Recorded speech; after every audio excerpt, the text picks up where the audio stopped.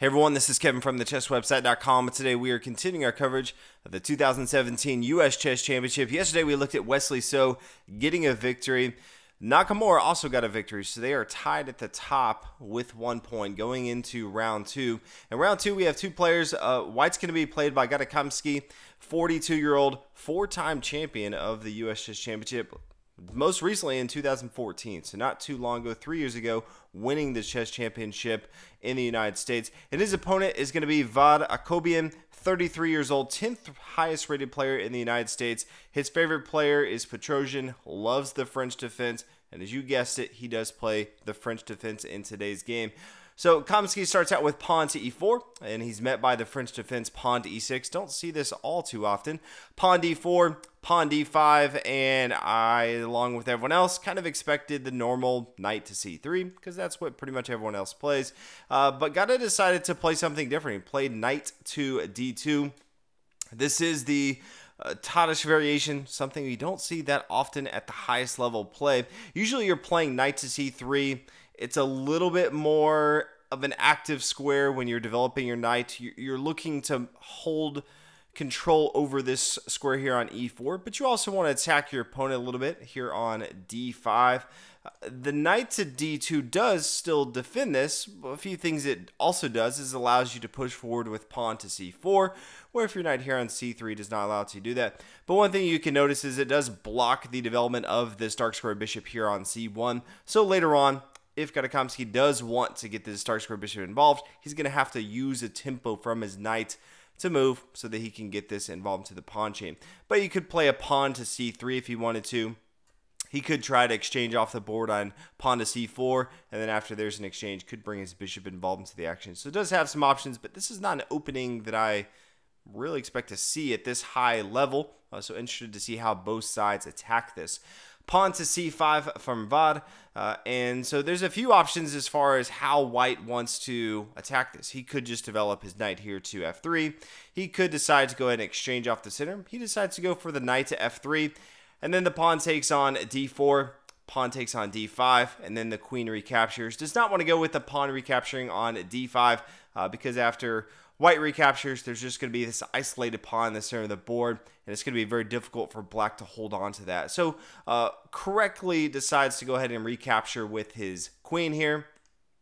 And then bishop to c4, gaining a tempo move, getting ready to castle on the king side. I recognize that his opponent's going to have to move his queen back, so queen back here to d6.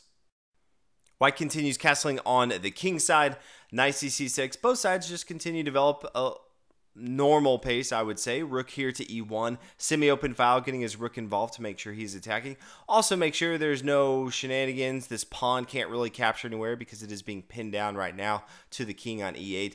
Black does have some work to do to make sure that he can castle fairly soon. Decides to go ahead and start doing that with knight to f6. Bishop to e7 should be coming shortly after this. And knight to b3. So this is the first move where White decides to go ahead and start to attack this pawn on d4. Kamsky is down a pawn in material, but it's going to be very easy for him to get this material back.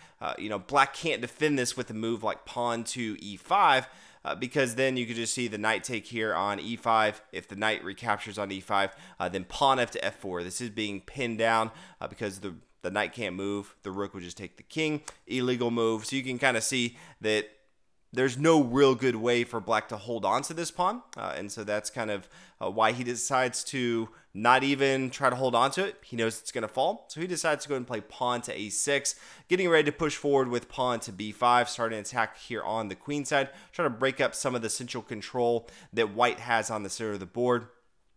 Kamsky pushes forward with pawn to a4. First thing you want to be doing is looking for what your opponent's trying to do. He knows right away what his opponent's trying to do, and so he puts a stop to that with pawn here to a4. Vad now plays bishop e7. Knight takes on d4, as we talked about. Knight takes, knight recaptures, and then castle on the king side. And both sides, for the most part, have good development. They have double bishop pairs. The board is very, very open, especially for French defense, which a lot of times can get clogged up in the center of the board. Both sides don't want to exchange off a lot sometimes. And so this is opening up the door for some fireworks later on. White has good control of the center of the board with his queen and his rook. So all in all, I would say white has a slight advantage, but both sides fairly equal on kind of their board state right now. Pawn to b3, just solidifying the pawn chain a little bit, also opens up the door for this bishop here on c1 to get involved into the action. Rook to d8, so black starting to put pressure on the center of the board, knowing that that's where everything is going to happen for the next 10 moves or so. Bishop to b2, holding down the fort on knight on d4. Could have also played bishop to a3. I think this forces black to make a decision here, making his queen move. This is what I would prefer, but decides to go ahead and play bishop here to b2. Queen c5, opening up the door for pawn to e5. Just more and more pressure on the square here on d4. Queen up here to d3. I'm not sure what Kamsky is looking to do with queen to d3. I don't think it improves his position all that much. But instead of playing pawn to e5, which I thought for sure is what we're going to see, I think that's why you play this queen to c5.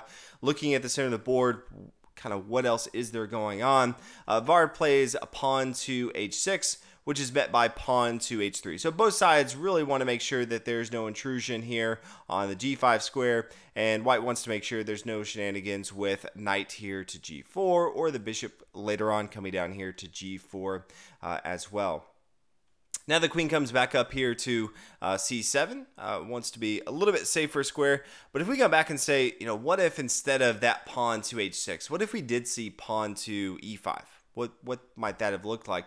Okay, well now all of a sudden black has the majority in the center of the board. This knight is being pinned down. He can start to attack. And so we could see bishop to a3, forcing the queen to move. Queen up here to c7. Now the bishop takes on e7. Queen recaptures. Now knight to f5, attacking the queen. This is a discovered attack on his own queen.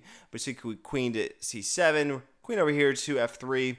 Bishop takes on f5. I think all in all, this is going to be a good spot for black. He does have a more advanced pawn here in the center of the board with pawn to e4. He has the rooks that he can control this easily. This knight's in a great square. So all in all, I think this was a better play from black, but decided to go and play with the pawn to h6, pawn h3 as we talked about, and then queen here to c7. Kamsky now plays queen back here to e2, making sure that he doesn't have his queen exposed here from the rook on d8. Wants to later on play rook to d1, control the center with his rooks, and allows queen to kind of roam free and do what he wants to. Bishop down b4, so doing a good job of getting his bishops really involved into the action, controlling a lot of the squares that white wants to be controlling, and then rook to d1. So Kamsky would rather have his rook here on e1 and d1, but he's forced to kind of move this rook over here to d1. And for now, this rook on a1 is not doing as much as he would like it to do. Now, the last real piece that black needs to get involved into the action is his light square bishops. That's what he starts to do. Bishop here to d7, rook up to d3. He knows that he needs to get his other rook involved into the game. He can start to bring his rook here on d3 over to the king side if he wants to start an attack. He does have both of his bishop lined up against his opponent. So both sides starting to get very, very aggressive on board. Since we don't have any exchanges, both sides have all the material they need for a very, very strong attack. Pawn here to a4. Since we have the knights and the bishop and the queen all lined up on the center of the board, really needs to go ahead and play this pawn here to e5 to break up some of that central control. So pawn here to e5, attacking the knight. The knight's going to move back here to f3. And now we see even more material attacking this pawn. The pawn's pretty much forced to come here to e4. It is a fork here attacking both the rook and the knight. And this is where things start to get a little bit crazy. We see the bishop take on f6, and then the pawn takes on d3.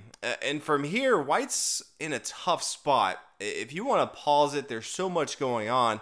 It's very difficult to find the best move in this position. Now, technically, the best move is queen to e4. This actually stops the pawn from taking on f6. If this were to happen, then the queen could come here to g6, which is a nice little move if you can see that this pawn is being pinned down by this bishop. And this is a forced checkmate. And so the king comes here to h8. Can't really come here to f8 because there's just going to be checkmate in one. So if it comes here to h8, you see a lot of forced moves from white here. And then at the end of the day, it is going to be a checkmate once this queen kind of clears the action.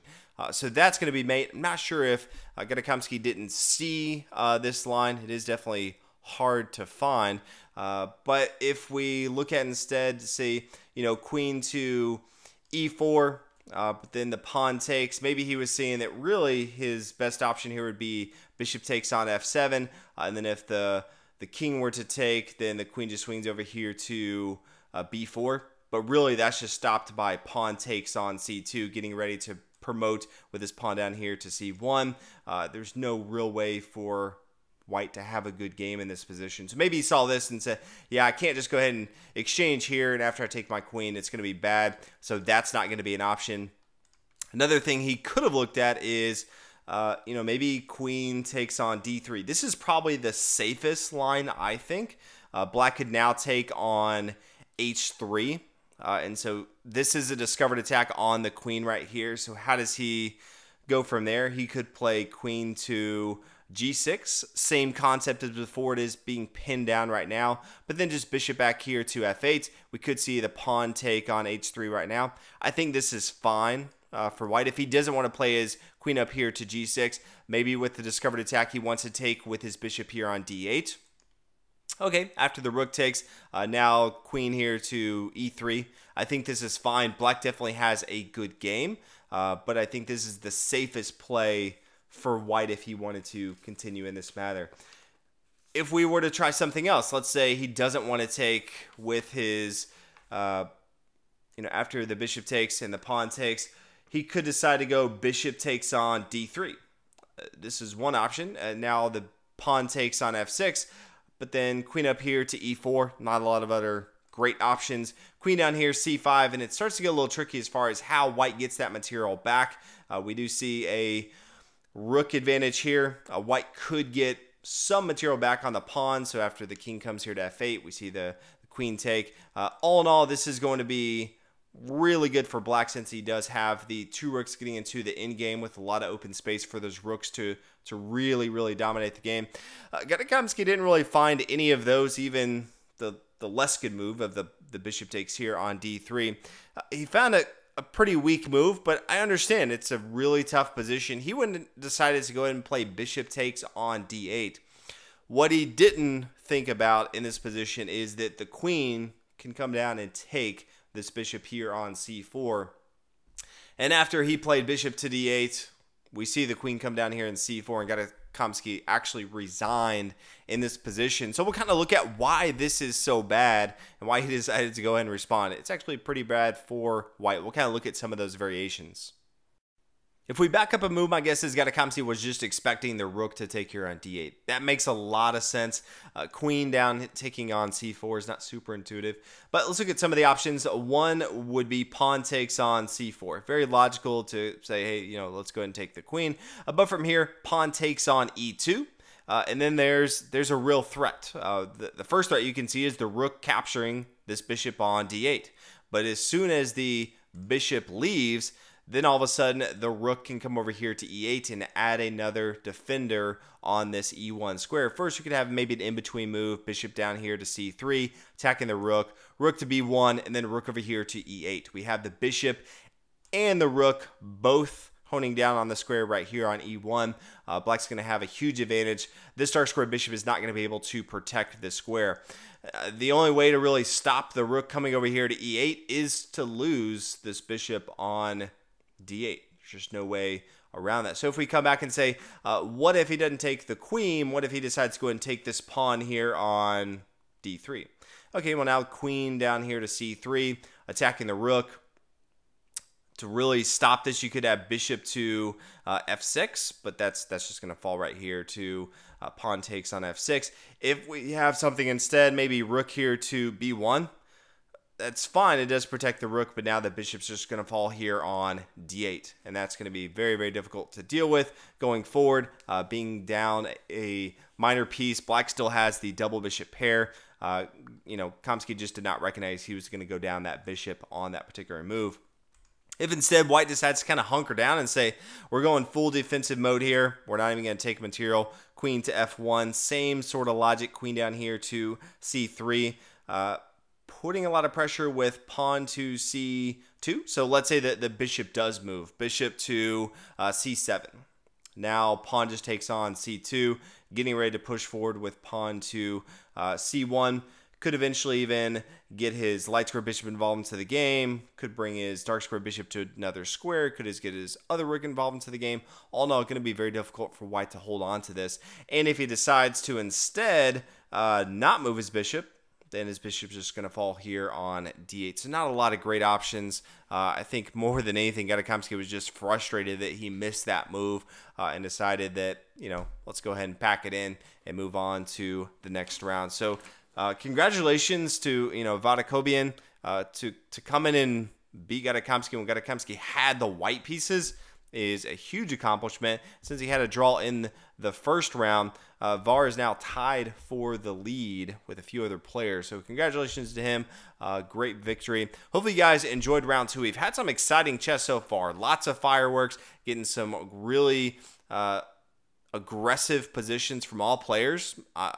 A lot of these tournaments with the first few rounds is just draws everywhere. People playing super conservative, the same opening everywhere. We're seeing some openings that really don't get to cover too much and players going for it. And so that's always exciting. Hopefully you guys are enjoying. We'll have round 3 coming up for you in the next day or two. But thanks for watching. I'll see you in the next video.